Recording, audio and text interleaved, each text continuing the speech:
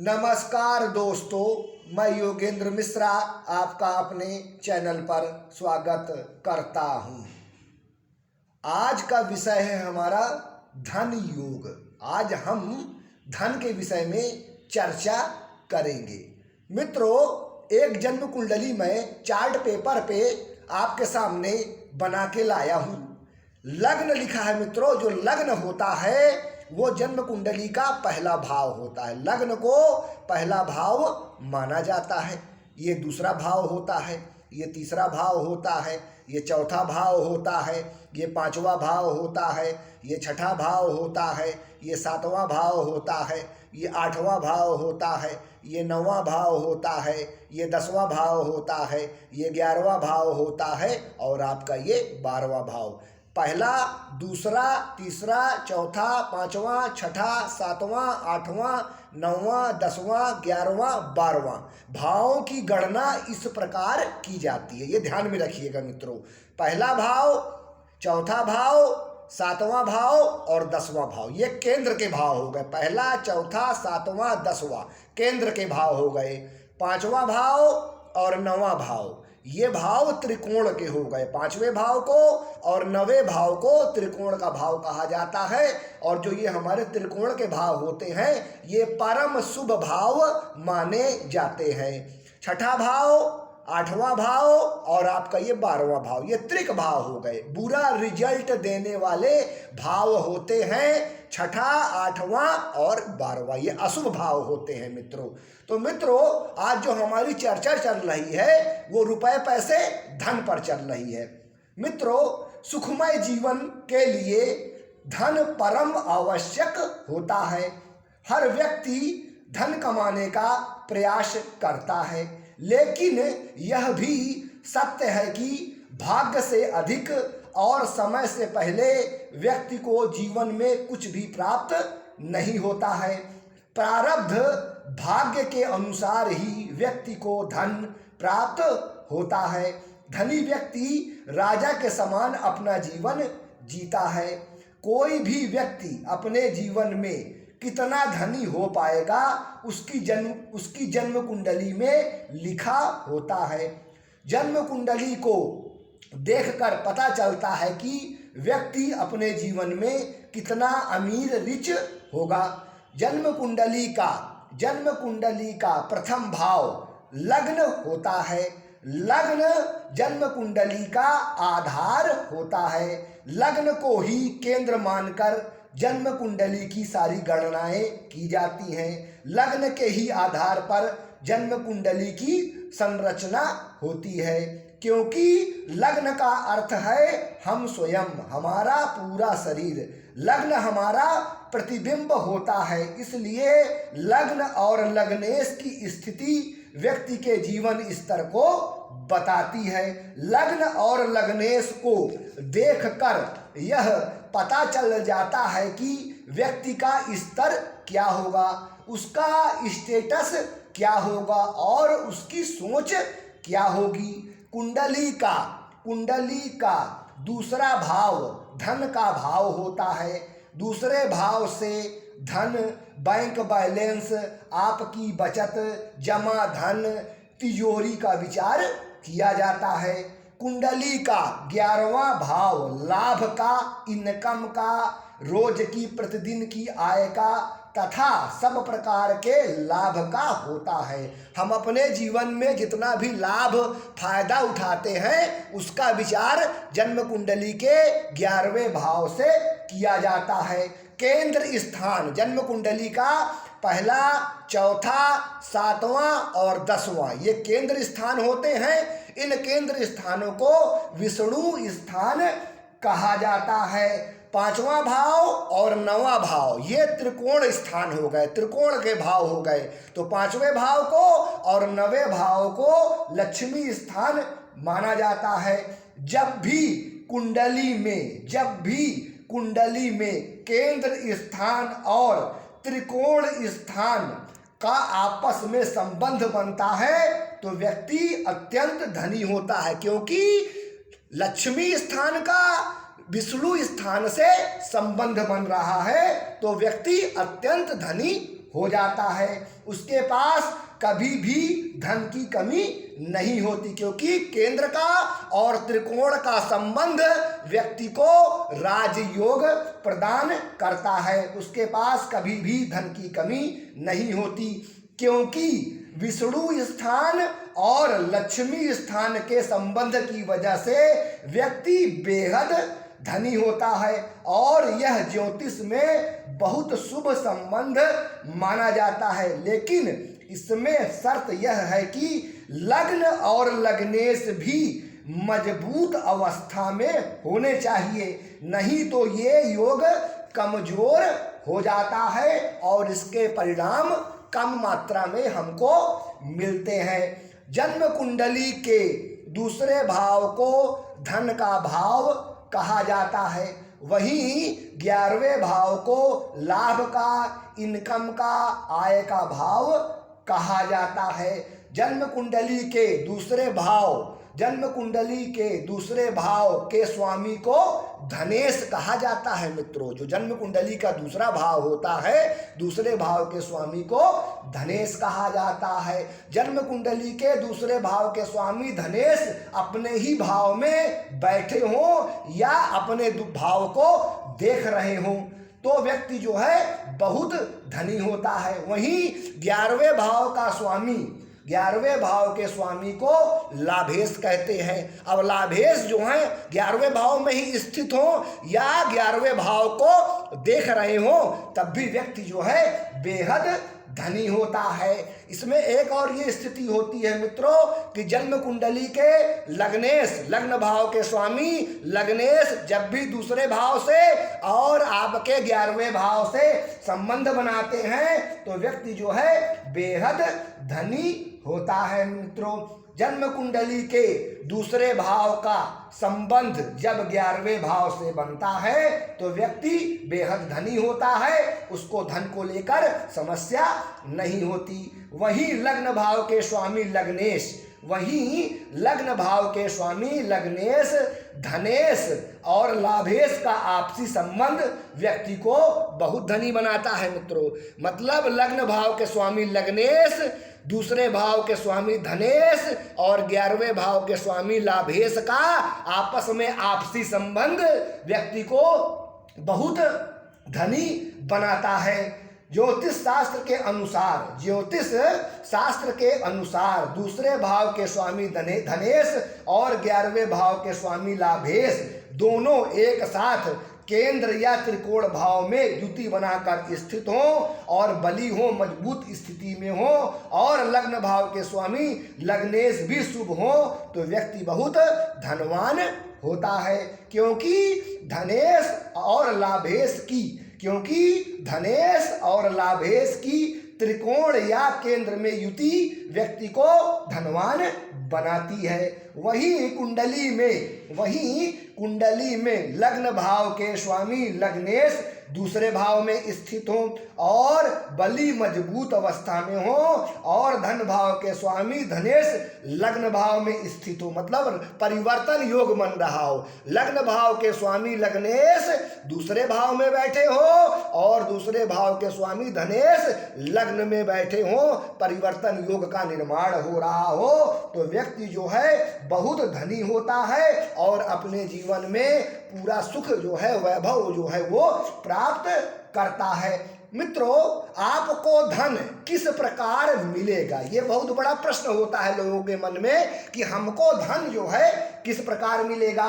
कई बार धन बहुत परिश्रम से मिलता है, कई बार कम मेहनत से धन मिल जाता है, कई बार तो हमको बहुत परिश्रम से धन मिलता है और कई बार कम मेहनत से हमको धन मिल जाता है और कई बार गुप्त रूप से किसी की कृपा से भी धन मिलता है। पूर्वजों माता पिता से मिलने वाले धन को दूसरे भाव व नवम भाव से देखा जाता है। जो हमें पैतृक धन मिलता है हमारे माता पिता से, हमारे पूर्वजों से, उसको दूसरे भाव से और नवम भाव से देखा जाता है। वही गुप्त धन या किसी की कृपा का धन कुंडली के 8वें भाव से देखा जाता है।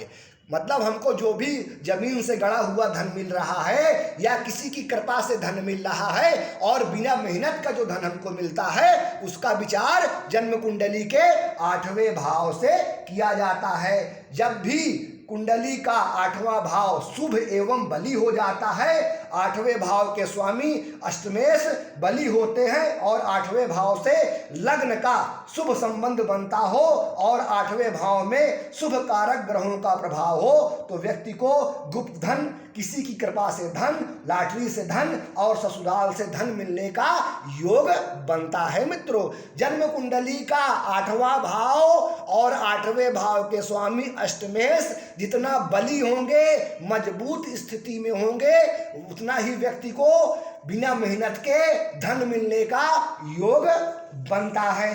कुंडली में लग्न भाव के स्वामी लग्नेश का दूसरे, चौथे तथा 5वें भाव के साथ संबंध बनता है तो व्यक्ति बहुत धनवान होता है। मैं फिर से रिपीट कर दे रहा हूं मित्रों,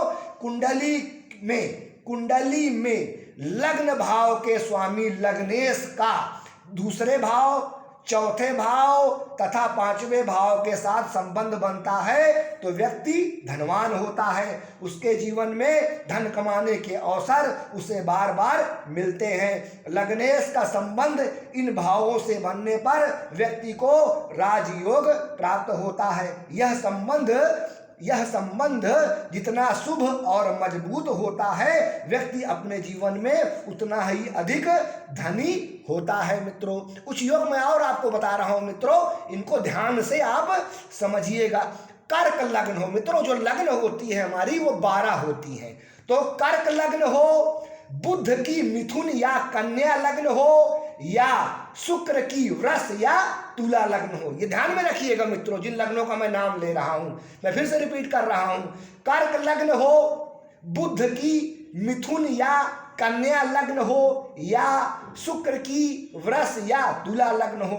लग्न भाव के स्वामी लग्नेश दूसरे भाव में स्थित हो और दूसरे भाव के स्वामी धनेश 8वें भाव में बली होकर स्थित हो तो व्यक्ति को भूमि से गड़ा हुआ धन मिलता है। इसमें एक दूसरा योग मैं और आपको बता रहा हूं मित्रों, गड़े धन का मिलने का योग, कि लग्न भाव के स्वामी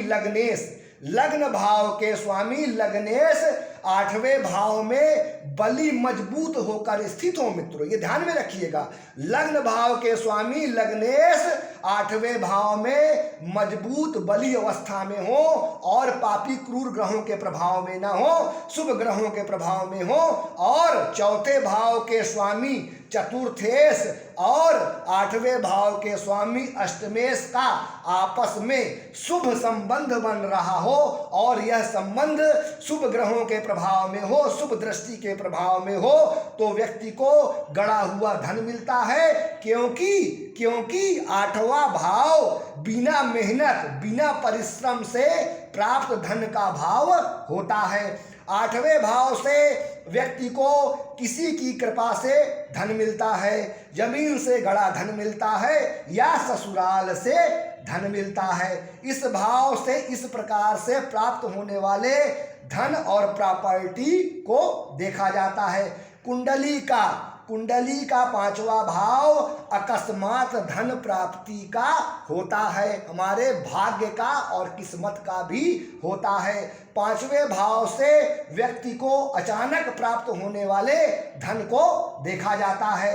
जब भी कुंडली का 5वां भाव बली होता है तो व्यक्ति को अकस्मात धन मिलने की संभावना होती है। जब भी कुंडली का 5वां भाव बली हो और साथ में 5वें भाव का लग्न और लग्नेश से शुभ संबंध बन रहा हो तो व्यक्ति को अकस्मात धन मिलने की बार बार संभावना होती है। जब भी कुंडली में लग्न का 5वें भाव दूसरे भाव से संबंध बनता है तो व्यक्ति को अकस्मात धन का लाभ होता है। शेयर मार्केट सट्टे से अचानक धन आने का स्रोत बनता है। धन की प्राप्ति के लिए पैसे के लिए मुख्य रूप से देवगुरु बृहस्पति, शनि और शुक्र ग्रह का विचार किया जाता है। देवगुरु बृहस्पति को धन का कारक ग्रह माना जाता है। देवगुरु बृहस्पति हमें सौभाग्य, संतान, सुख, ज्ञान और शुभता प्रदान करते हैं। कुंडली में स्थायी धन को गुरु से देखा जाता है। देवगुरु की कृपा से मिला धन लंबे समय तक रहता है। वहीं शनि देव कड़ी मेहनत परिश्रम के बाद धन देते हैं। शनि से प्रभावित व्यक्ति कठिन परिश्रम करने वाला होता है। वह कर्म पर विश्वास करने वाला होता है। व्यक्ति परिश्रम संघर्ष करके धनवान होता है। अपने मेहनत के बल पर वह धन प्राप्त करता है और सफल जीवन जीता है। वहीं शुक्रदेव सुंदरता, भौतिक सुख, कला एवं धन के कारक होते हैं। जब भी शुक्र कुंडली में बली मजबूत अवस्था में होते हैं तो व्यक्ति धनी होता है। शुक्र दूसरे भाव या 12वें भाव में अपनी स्वराशि या अपनी उच्च राशि में स्थित हो, बली मजबूत अवस्था में हो, पापी क्रूर ग्रहों के प्रभाव में न हो तो व्यक्ति बहुत धनी होता है।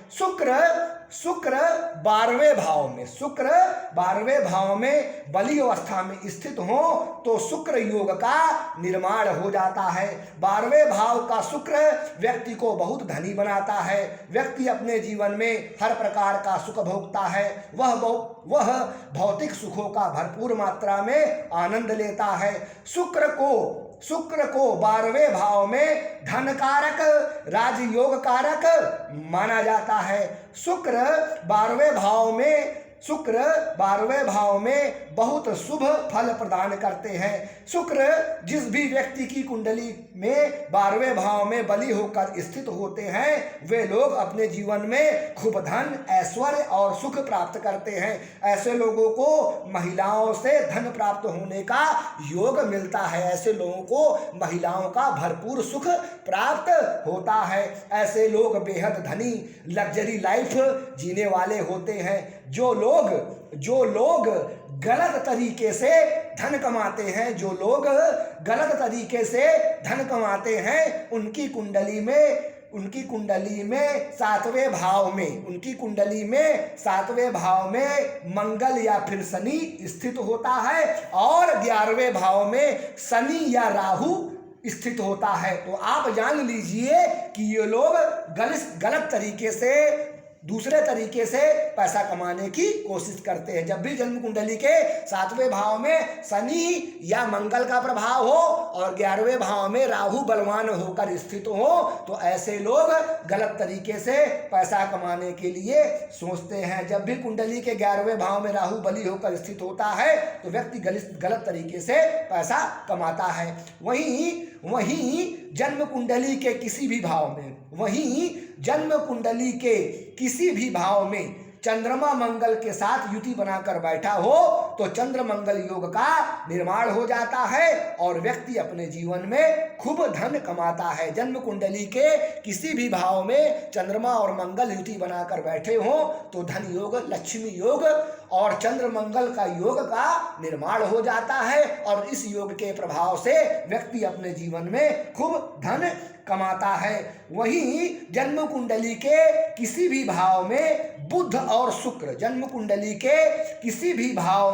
बुध और शुक्र एक साथ युति बनाकर स्थित हो तो भी लक्ष्मी योग का निर्माण हो जाता है और व्यक्ति खूब धन कमाता है। जन्म कुंडली के किसी भी भाव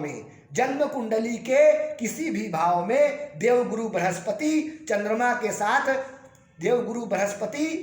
के साथ युति बनाकर बैठे हो तो गजकेसरी योग का निर्माण हो जाता है। जन्म कुंडली के किसी भी भाव में देवगुरु बृहस्पति चंद्रमा के साथ युति बनाकर बैठे हो तो गजकेसरी योग का निर्माण हो जाता है। इस योग के फलस्वरूप व्यक्ति बेहद धनी और ज्ञानी होता है। भाग्य उसका हमेशा उसका साथ देता है और व्यक्ति जीवन के समस्त सुखों का भोग करता है। तो मित्रों, आज के लिए बस इतना ही। नमस्कार।